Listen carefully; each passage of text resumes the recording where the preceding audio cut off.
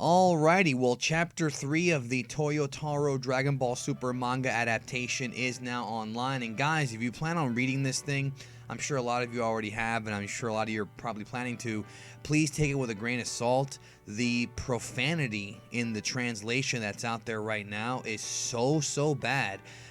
Just profanity and profane words used constantly. I mean, it's literally getting worse and worse with these translations, starting with last week's episode of Super and now this.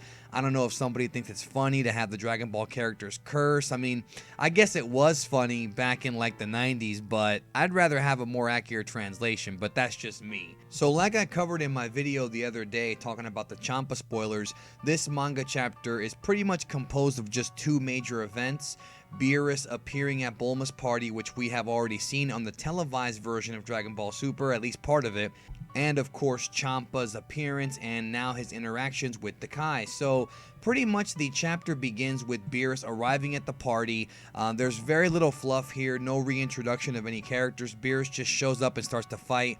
They literally skipped over the pudding part. I didn't find it in any of the pages that I was reading. And Beerus just starts a fight with Gotenks and with Boo and whatnot. And really a lot of the manga chapter is mostly Beerus taking out Gotenks. I don't know why they picked him as the whipping boy, but you know, that's neither here nor there. And then finally, of course, Vegeta steps up after Bulma gets slapped. Just like in the Battle of Gods film, Vegeta transforms, ridiculously powered up, but does not go SSJ3 like we covered the other day. Will the anime change this? I think not. I think it's still going to be Vegeta in his SSJ2 full power.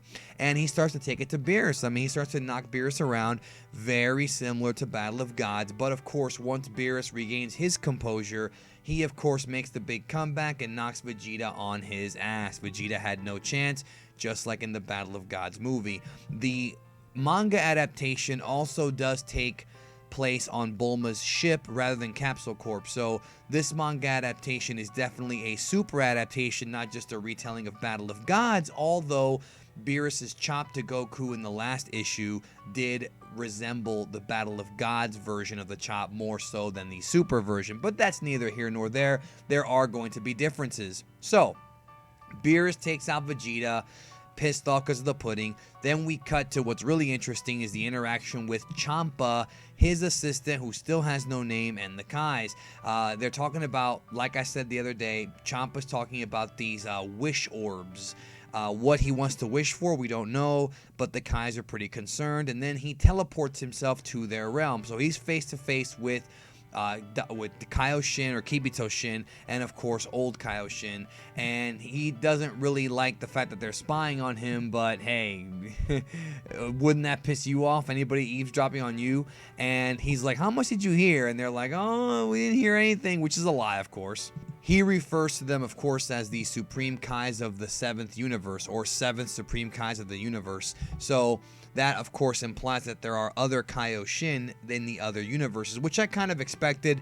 Those of you who have played Dragon Ball Xenoverse, you know that there is a Supreme Kai of Time. Now, of course, Xenoverse is not part of the main Dragon Ball storyline, but that still opens up the idea of there being more Kaiou-shin. So Champa, I kind of like this personality so far in this manga. He's kind of like, why are you getting in my business? And they're like, oh, we know, we're scared. We don't really know if Champa's going to be a comedic character or a serious threat. I'm thinking probably both, just based on the fact that the last guy who was both a joke and a serious threat was Majin Buu, and they're both pretty rotund, right? So Champa leaves, and the Kais come to the conclusion that he's trying to go to Namek to use those Dragon Balls, and they think he's up to no good, so they also follow suit.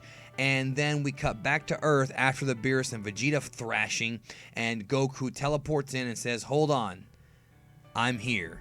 And Beerus is like, not you again. And that's pretty much where the chapter ends. So really, we are seeing lots of differences between the manga and the anime, which is expected.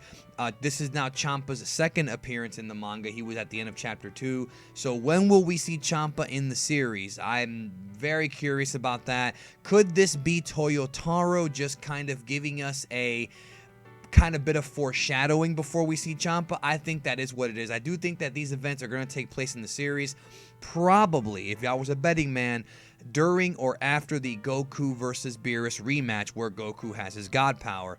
That's my guess. So Pretty good little chapter this month. Lots of action, good art from Toyotaro.